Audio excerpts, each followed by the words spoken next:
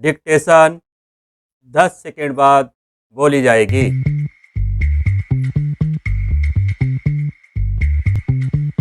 5 second, ready, start.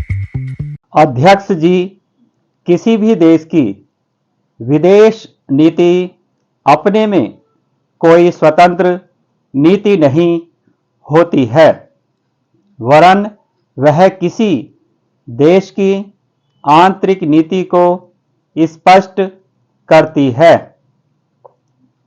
उदाहरण के लिए हम अमेरिका को ले सकते हैं।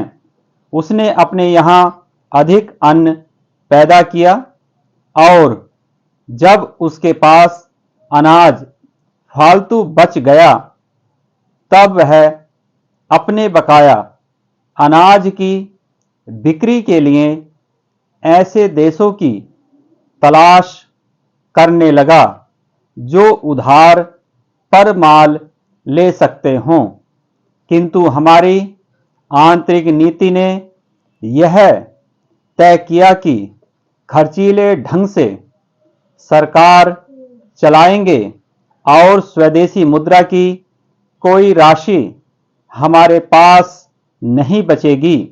हमने कर भी लगा दिए और मुद्रा प्रसार भी कर दिया। कुछ संकट पड़ने के बाद इस बात की आवश्यकता को नहीं समझा कि उस पैसे का कहीं अन्यत्र उपयोग कर सकें। श्रीमान, मुझे माननीय प्रधानमंत्री जी के इस कथन पर दुख होता है कि दुनिया के अमीर और गरीब देशों का अंतर लगातार बढ़ता जा रहा है। मैं उनसे यह पूछना चाहती हूं कि भारत की विदेश नीति ने उस अंतर को घटाने की क्या कोशिश की है? क्या भारत सरकार ने कभी दुनिया की पंचायत में यह कहने की हिम्मत की है कि बालिग मताधिकार के आधार पर यूएनओ का चुनाव होकर एक संसद बनाई जाए?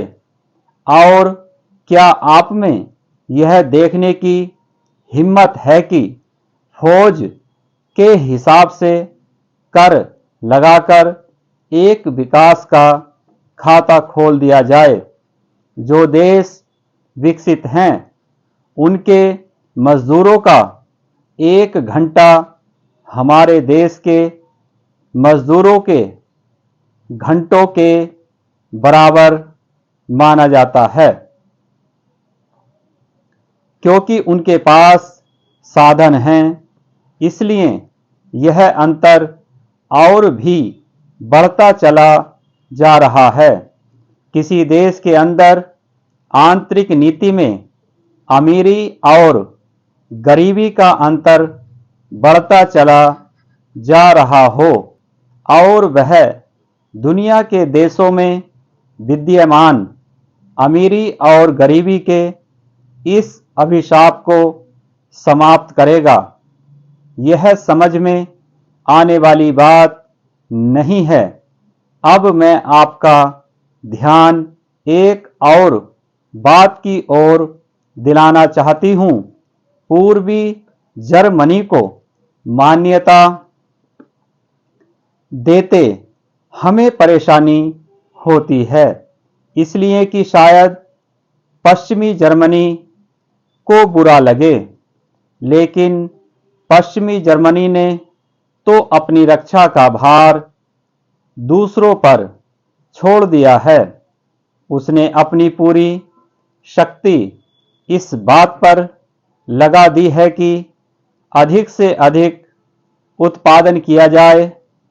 आपने जो समय दिया उसके लिए मैं आभार प्रदर्शन करता हूं और आपका धन्यवाद करता हूं।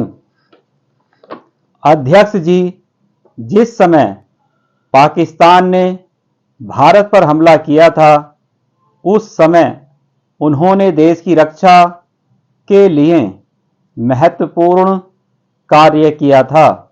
इसके साथ ही मैं मंत्री महोदय को यह भी स्मरण दिलाना चाहता हूं कि शायद उन्होंने इस पर ध्यान नहीं दिया कि इस बार जो राष्ट्रीय पुरस्कार मिले हैं उनमें रेलवे प्रशासन को केवल 2 ही प्राप्त हुए हैं, जबकि मैं ऐसा मानता हूं कि हमारी सेना के बाद अगर किसी ने युद्ध काल में सराहनीय कार्य किया है तो वह रेलवे प्रशासन अथवा रेलवे कर्मचारी और अधिकारी हैं।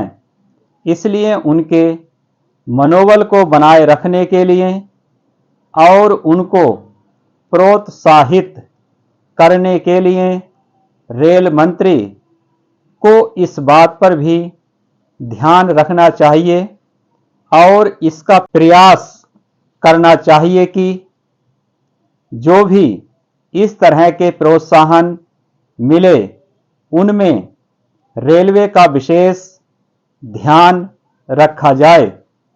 रेल मंत्री महोदय ने अपने वक्तव्य में भी रेलवे कर्मचारियों की प्रशंसा की है या उनको प्रोत्साहन दिलाया है, लेकिन यह प्रोत्साहन शांति काल में भी बना रहना चाहिए।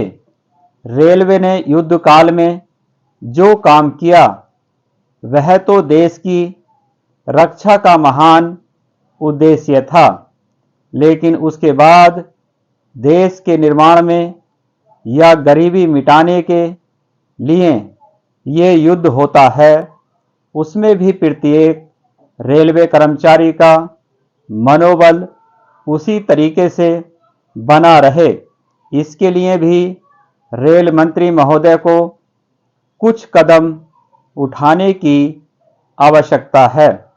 मैं ऐसा मानता हूं कि वह किसी भी तरीके से करे, उनका तरीका कुछ भी हो, लेकिन उनको यह करना चाहिए कि जितने भी रेलवे कर्मचारी हैं, जो भी रेलवे को मुनाफा हो उसमें वह साझीदार हों, चाहे आप उनको बोनस के रूप में कुछ दें, चाहे किसी और तरीके से दें, लेकिन हर वर्ग के रेलवे कर्मचारी को मालूम होना चाहिए कि यदि वह देश के निर्माण के संबंध में ठीक तरह से काम करेगा तो उसको पुरस्कार के रूप में या वेतन के अंश के रूप में अपने वेतन के अलावा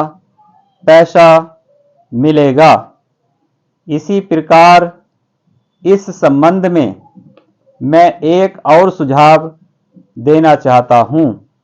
स्वतंत्रता के बाद रेल प्रशासन भारत सरकार का प्रशासन हो गया, लेकिन यह लोकसभा एक विशेष उद्देश्य को लेकर चुनी गई है। यह उस कार्यक्रम का एक नमूना ही है। गांधी जी ने जीवन के सभी पहलुओं पर प्रकाश डाला था।